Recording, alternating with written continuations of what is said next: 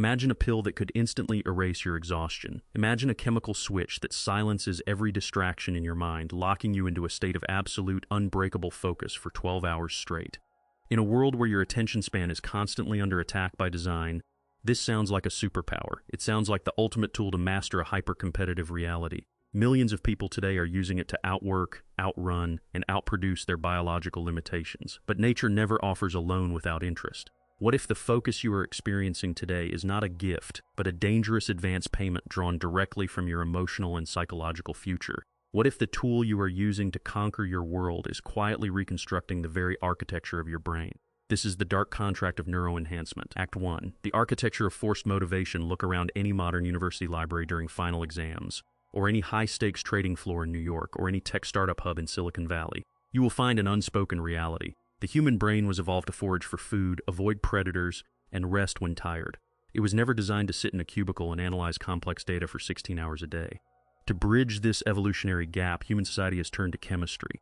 The market for amphetamines, known on the street as speed and in pharmacies as Adderall or Vyvanse, is expanding faster than almost any other drug class on Earth. To understand why this happens, we must look at the neural currency of the human mind. Every action you take is governed by two major chemical messengers, dopamine and noradrenaline. Dopamine is not actually the molecule of pleasure. It is the molecule of anticipation and motivation. It is the internal voice that whispers to your consciousness that an action is incredibly important and worth pursuing. Noradrenaline is the catalyst of execution. It is the chemical that wakes up your prefrontal cortex, sharpens your visual field, and speeds up your processing power so you can execute the task at hand. In a natural state, your brain releases these chemicals in precise, measured pulses. When you achieve a difficult goal or face an immediate challenge, your system gives you a temporary surge of focus. But amphetamines completely bypass this biological checkpoint. When these molecules cross the blood-brain barrier, they force your neurons to pump out a massive, continuous flood of dopamine and noradrenaline, while simultaneously blocking the brain from recycling them. The immediate result feels like magic. A task that was incredibly boring, painful, and tedious suddenly becomes deeply fascinating. The psychological resistance to hard work completely evaporates. Your heart rate increases, your pupils dilate, and your fatigue vanishes into thin air. You feel like the most efficient, capable version of yourself. For a few hours, you have successfully brute-forced your biology. Act 2. The history of the chemical soldier. This ambition to chemically force human performance is not a new phenomenon of the internet age. History shows us that whenever human systems become too demanding for natural human biology, we resort to the exact same chemical shortcuts. During World War II, the German military distributed millions of doses of Pervitin, a potent methamphetamine derivative, to their soldiers, tank crews, and pilots. The goal was to create an unstoppable army that could march for days without sleep, pushing past the absolute limits of human endurance. On the other side of the conflict, the Allied forces distributed millions of amphetamine tablets to British and American pilots to keep them sharp during grueling, long-distance bombing raids. For a brief historical moment, chemistry seemed to have solved the problem of human weakness. The soldiers felt invincible. Their fear subsided, their confidence soared, and their fatigue disappeared. But the historical records also reveal the terrifying cost of this experiment. As the war progressed, the initial euphoria and focus turned into severe paranoia, unpredictable aggression, and complete physical collapse. Soldiers could not tell the difference between reality and their own hallucinations. The very tool that was designed to make them superior soldiers eventually made them entirely dysfunctional. When the war ended, these chemicals did not disappear. They simply shifted from the battlefield to the civilian marketplace. In the mid-20th century, amphetamines were widely prescribed as simple weight loss pills, solutions for mild depression, and even decongestants. It took decades of widespread addiction, psychological breakdowns, and sudden heart failures for society to realize that these performance enhancements were masking a devastating structural destruction. Act 3. The modern cognitive crisis today, we are repeating this historical cycle under a different name. The modern battlefield is the corporate office, the competitive university, and the gig economy. The diagnosis of attention deficit hyperactivity disorder has skyrocketed across the globe. For individuals with a genuine clinically diagnosed neurodevelopmental condition, these prescription stimulants are a vital medical intervention. An ADHD brain suffers from a chronic deficiency in baseline dopamine, meaning it constantly scatters its attention in a desperate search for stimulation. Proper medical doses of amphetamines stabilize this system, bringing the brain up to a normal baseline so the individual can function. However, a dangerous shift has occurred. Healthy people with normal baseline dopamine levels are now using these medical treatments as performance-enhancing tools. In highly stressful, competitive industries, a vast underground market has emerged. Millions of students and professionals are taking these pills not to treat an illness, but to gain an artificial edge over their peers. The modern attention crisis has amplified this demand. We live in an information ecology that is hyper-optimized to fracture our attention spans. Short-form videos, endless social media algorithmic feeds, and constant notifications have conditioned our brains to expect instant gratification. When we are faced with a long, complex, and deeply boring task, our fractured minds experience intense discomfort.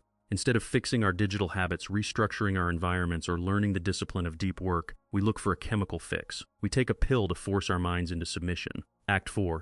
The mechanism of self-deception. This is where the psychological trap closes. When you take an amphetamine to complete a difficult project, you experience an intense cognitive bias. The drug makes you feel like you are performing at an incredibly high level, but cognitive studies reveal a surprising nuance. While stimulants significantly increases your motivation and the sheer volume of work you can output, they do not necessarily improve the creative quality or the deep logic of your thinking. In fact, the drug can cause a phenomenon known as hyperfocus on the wrong target. Because your brain is flooded with dopamine, whatever you happen to be doing at that moment feels like the most important thing in the universe.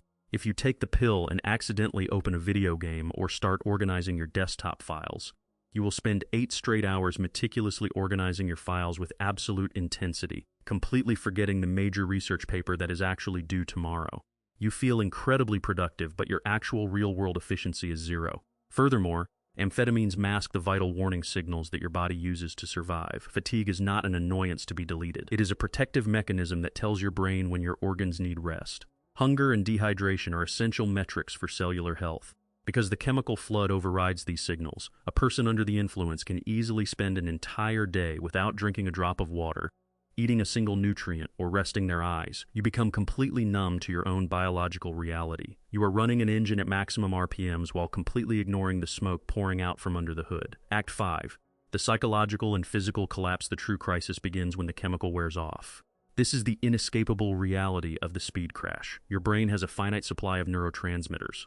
When you force your neurons to release days' worth of dopamine and noradrenaline in a single afternoon, you completely deplete your internal reserves. When the drug leaves your system, your chemical levels do not just return to normal, they plummet far below your baseline. Suddenly, your mood completely collapses. You are hit by a wave of profound, unexplained exhaustion, deep irritability, and emotional emptiness. The world loses its color. Because your noradrenaline system was pushed into an artificial fight-or-flight state for 12 hours, your body is left in a state of residual anxiety. Your heart continues to beat irregularly, your muscles remain tense, and you are trapped in a cycle of dark, repetitive thoughts. If you took the stimulant too late in the day, you find it completely impossible to sleep, despite being physically and mentally exhausted. Your mind races in circles, unable to find peace. The next morning, you wake up feeling shattered, anxious, and entirely incapable of facing the day. And this is exactly when the voice of addiction whispers to you. It tells you that the solution to this agonizing exhaustion is simply to take another pill. Over time, this pattern creates a devastating physical and psychological tolerance. Your brain adapts to the artificial chemical floods by shutting down its own natural dopamine receptors to protect itself. This means that when you are sober, you feel completely numb, unmotivated, and entirely unable to focus on even the simplest tasks. You become a psychological hostage to the substance. You no longer take it to perform exceptionally, you take it just to feel normal. Act 6. The final breakdown of reality. If an individual continues down this path of chronic, heavy escalation, the line between enhancement and destruction completely dissolves. The constant, artificial manipulation of the brain chemistry can trigger a profound neurological error. The delicate balance between signal and noise in your mind breaks down entirely. The clarity you once sought turns into absolute mental chaos. This is the onset of stimulant-induced psychosis.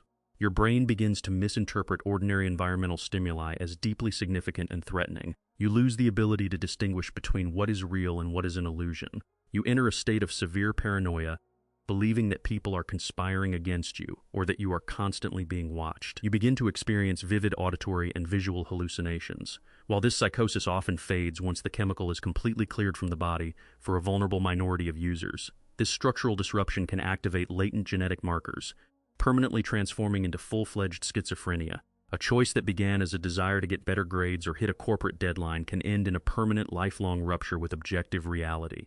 Simultaneously, the physical damage to your cardiovascular system accumulates silently with every single dose. Every time you force your heart to beat faster and your blood vessels to constrict through artificial stimulation, you are putting intense, unnatural pressure on your delicate arterial walls. Over time, even mild, regular increases in blood pressure cause your blood vessels to thicken, lose their natural elasticity, and narrow. Your heart is forced to work exponentially harder just to pump blood through your body. In the long term, this chronic strain leads to irreversible heart damage, irregular heart rhythms, and sudden cardiac arrest. When these powerful substances are mixed with other mainstream stimulants like high doses of caffeine or recreational drugs, the pressure reaches a breaking point. Major arteries can tear open instantly, or blood vessels in the brain can rupture, leading to catastrophic strokes and sudden death, even in young, seemingly healthy individuals. The ultimate tragedy of the chemical shortcut is not just the physical danger. It is the profound deception of your personal growth. Amphetamines can brute force your body into staying awake, and they can force your brain to look at a screen. But they cannot give you genuine discipline. They cannot teach you how to build a meaningful habit, how to manage your time, or how to discover a purpose that naturally inspires you. They do not make you a better thinker. They simply turn you into a temporary machine. When you rely on a chemical to face your responsibilities, you are outsourcing your character development to a pill. Real cognitive mastery is not about overriding your biology with a shortcut. It is about constructing a life, an environment, and a mindset where focus flows naturally from alignment, health, and purpose. If you want to truly master your reality, you must stop looking for ways to chemically escape your natural limitations and start building a mind that can sustain itself.